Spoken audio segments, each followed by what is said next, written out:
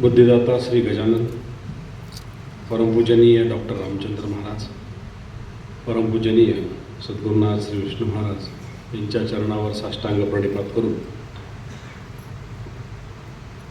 उत्सव समितीचे सन्माननीय अध्यक्ष श्री गुलजार सिंगजी राजपूत सर, या ठिकाणी उपस्थित सर्व सन्माननीय माझ्या ज्येष्ठ श्रेष्ठ गुरुबंधू आणि भगिनींनो,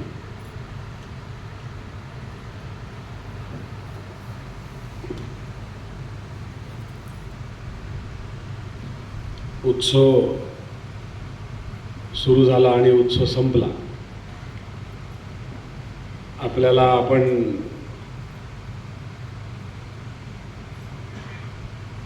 पाच सहा दिवसापूर्वी उद्घाटन समारंभाला इथे सगळेजण उपस्थित झालो होतो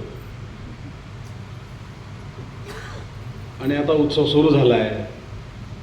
आपल्याला सर्वांना आनंद होतोय, सर्वजण येणार, एकत्र येणार, परत भेटणार, सर्वजणांची भेट होणार आणि आता असं सर्व वाटायला लागलं की यार आता उद्या सर्व जाणार.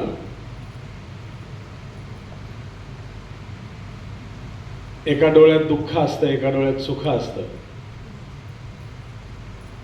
आपण पाहतो, आपल्याला मनात एक भाव असतो अंतःकरणात की अरे आता सर्वजण परत उद्यापासून काही परत भेटणार नाही सगळेजण,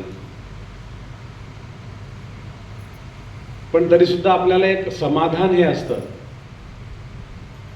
की परमपूजनीय महाराजांच्या आज्ञेनुसार हा उत्सव आपण आता त्याला यशस्वी म्हणायचं कसं हा प्रश्न जरी असला तरी पण आपण समाधान देणारा त्यांना करू शकलो एवढं मात्र निश्चित आहे.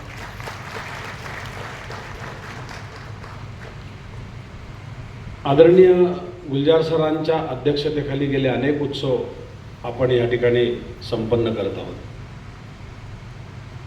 गुलजार सरांचं नेतृत्व हे आमच्यासाठी खूप महत्त्वाचं आहे.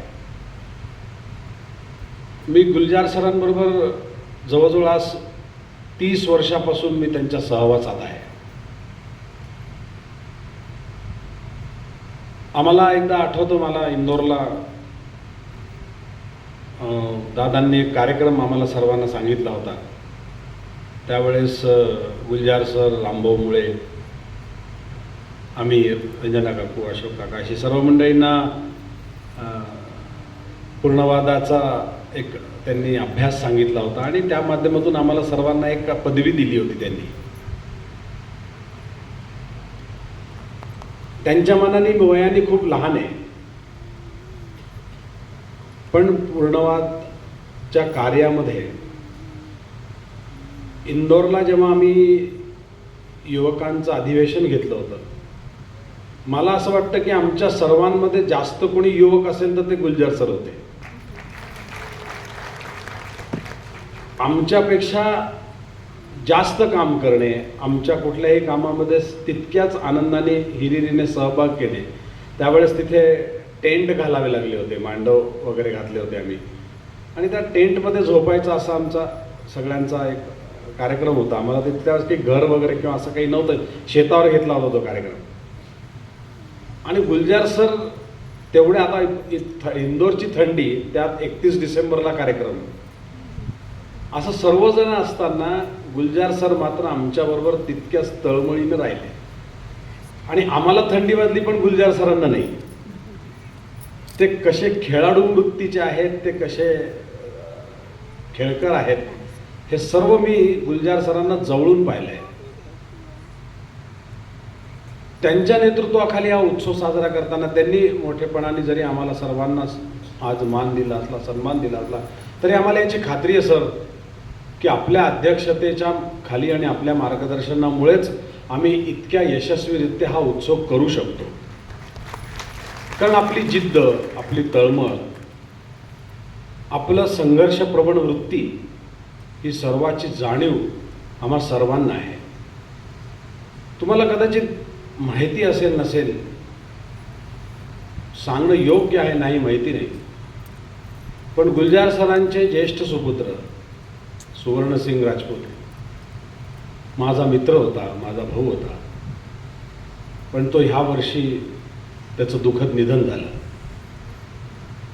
पण गुलजार सरांच्या कार्यामध्ये आणि कामामध्ये म्हणजे त्याचं सर्व संस्कार झाल्यानंतर लगेचच जे जे कार्यक्रम होते त्या प्रत्येक कार्यक्रमाला दुःख बाजूला ठेवून गुलजार सर त्या ठिकाणी उपस्थित होते.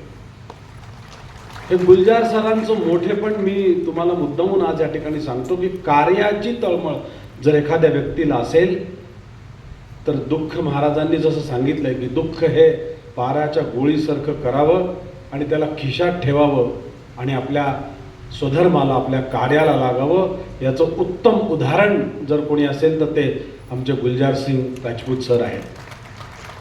आणि सुखाला तेलाच्या तवंगासारखं, जसं पाण्यावर तेलाचा एखादा थेंब टाकावा आणि त्याचा तवंग व्हावा, हे महाराजांनी लिहिलेलं आपण ऐकलंय. तसा सर्वांना आनंद देणारा, त्यांचं दुःख कोणी कधी दाखवलंच नाही. त्यांनी कधी आल्यावर आम्हाला असं सांगितलं नाही की मला हे दुःख झालंय, मला ते दुःख झालंय, कधीच नाही, कुठल्याही नाही. आमच्या काकींचं दुःख झालं तेव्हापासून ते मी आज या मोठ्या दुःखातूनही जेव्हा त्यांना आम्हाला संघर्ष प्रवृत्तीनं पाहताना बघतो तेव्हा आम्हाला खरोखरच अभिमान वाटतो सर की आपल्यासारखं खंबीर नेतृत्व, आमच्या पाठीशी संघर्ष प्रवृत्ती करणारं, दुःखाला एका विशिष्ट भूमिकेत ठेवून सुख सर्वांना देणारं आणि त्यामुळेच उत्सवासारखा एवढा मोठा कार्यभाग सहजरित्या पेलणारं व्यक्तिमत्व तुम्ही आहात. म्हणून आम्ही हे सर्व करू शकत आहोत याची आम्हाला संपूर्ण खात्री आहे आणि म्हणून आम्हाला आपला अभिमान आहे, आम्हाला आपला गौरव आहे आणि आम्ही त्याबद्दल आम्ही तुम्हाला मानवंदना देतो. तुमच्या प्रती आम्ही धन्यवाद व्यक्त करतो की तुमच्यासारखा नेतृत्व आम्हाला कायम लाभावं आणि तुमच्या नेतृत्वाखाली आम्हाला अनेक उत्सव करता यावे, म्हणजे ह्या उत्सवाचं गुलजार व्हावं असं मी निश्चित या ठिकाणी म्हणेन. असाच भाव अंतःकरणात ठेवतो. उत्सव म्हणल्यानंतर खूप काही गोष्टी असतात. एक दिवसाचा हा उत्सव नाही आहे, 6 दिवसाचा हा उत्सव नाही आहे. उत्सव, दादांचा उत्सव केव्हा सुरू होतो असं जर तुम्ही म्हणला तर तुम्हाला खोटं वाटेल.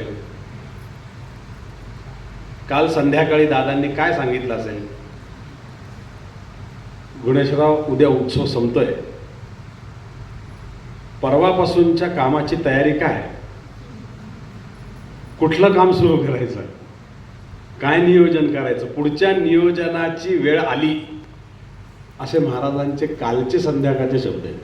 आता तुम्ही सांगा आमच्यासारखं, आम्ही त्यांना असं म्हणलो, मी कांतारात होतो, आम्ही बसलो होतो, त्यांना आम्ही असं म्हणलो की दादा थोडंसं एक 5-6 दिवस जरा थोडंसं आपण थांबूया आणि मग काहीतरी सुरू करूया. बरं बरं बरं बघू, आता उद्याचा उत्सव तर होऊ दे, मग आपण पाहू. मुद्दा सांगायचा आहे की आपला उत्सव उत्सवाच्या उद्घाटनाला सुरू होतो आणि त्यांचा उत्सव एका उत्सवाच्या समारोपाला सुरू होतो, एवढा फरक आहे. त्यांचा उत्सव, पुढचा उत्सव काल सुरू झाला की आता पुढच्या उत्सवापर्यंत काय काय करायचं आहे याची जणू काही त्यांची योजना त्यांच्या अंतःकरणात सुरू झाली आणि म्हणून हा उत्सव खऱ्या अर्थानं जर सुरू होतो ना तर तो आजच्या समारोपाला सुरू होतो आणि तो सुरू करणारे खरे कोणी असेल तर आमचे गुरुवर्य परमपूजनीय दादा आहेत. या दृष्टीने हा फार महत्त्वाचा भाग आहे. आपल्याला सर्वांना त्याचा अभ्यास, चिंतन करणं अत्यंत गरजेचं आहे. उत्सवामध्ये खूप जणांचा सहभाग असतो, उत्सवात खूप जणांचं टीमवर्क असतं. सोपं नाही आहे. इतका मोठा उत्सव करणं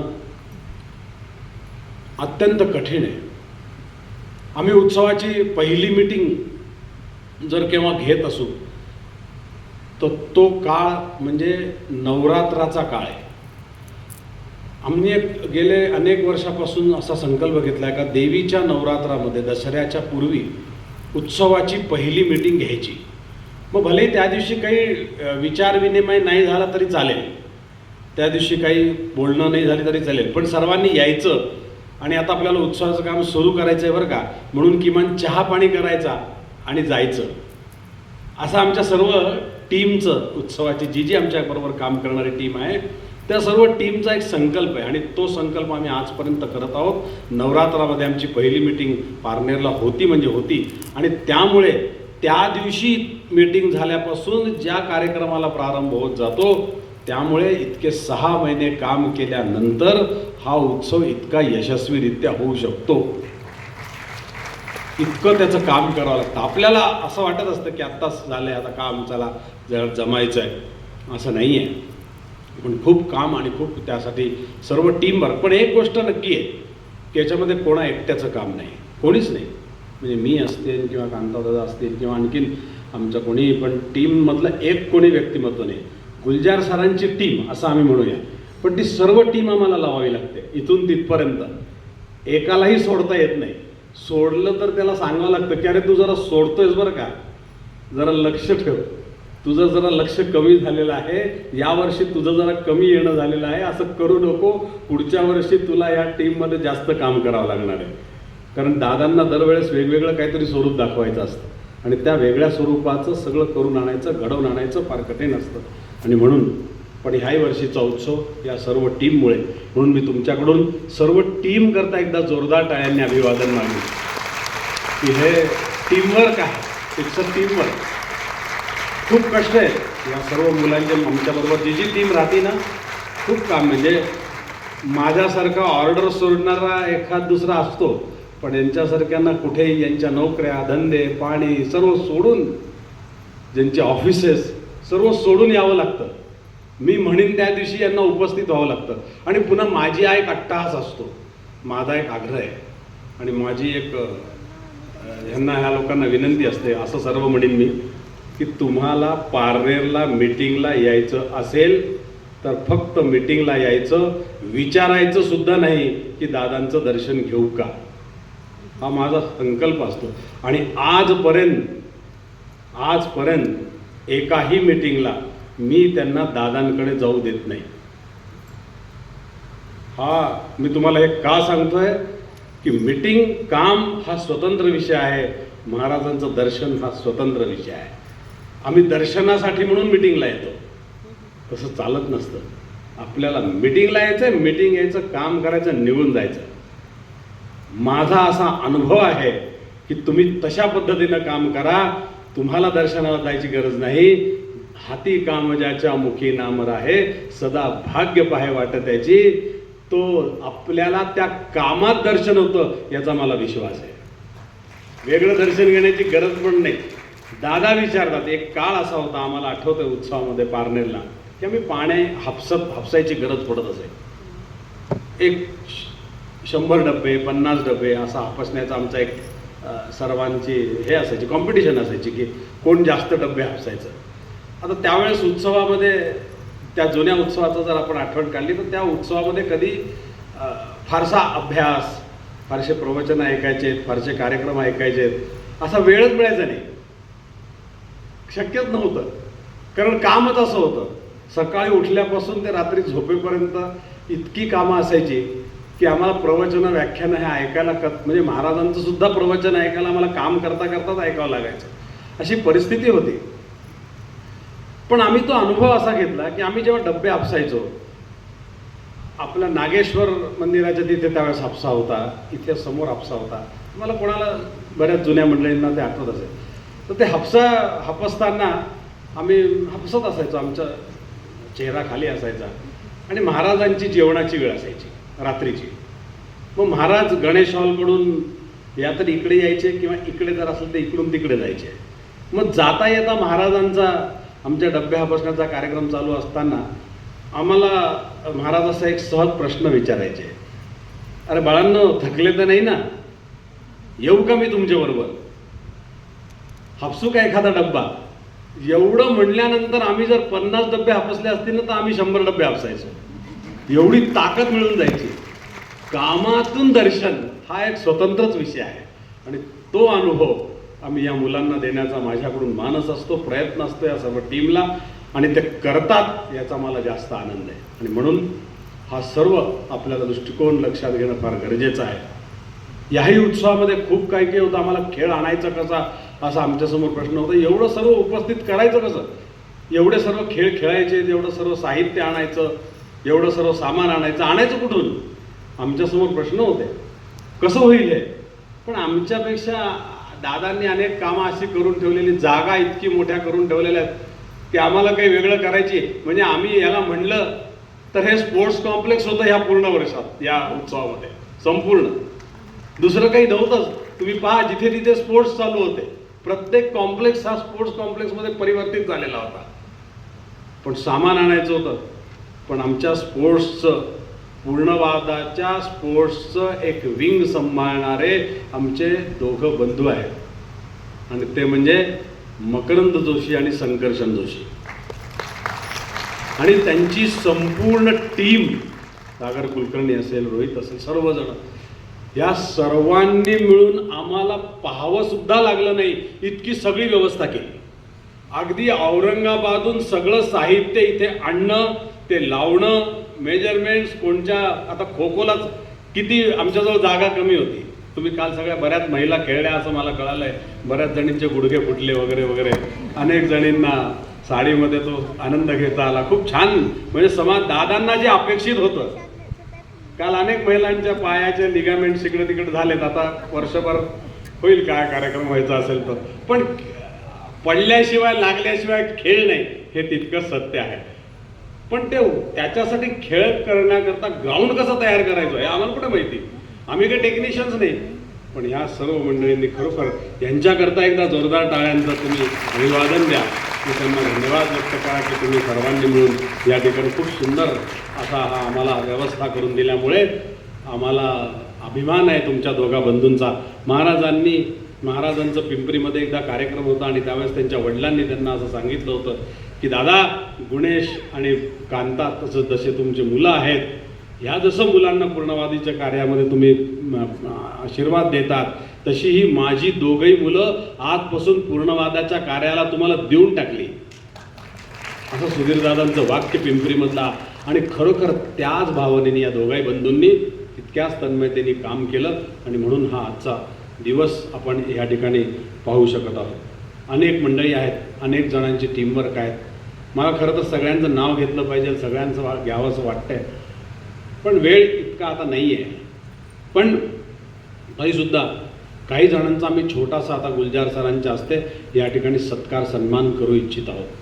आपण रोज या ठिकाणी पाहतो आहोत की सकाळी तुम्हाला योगा आसन शिकायला मिळालं.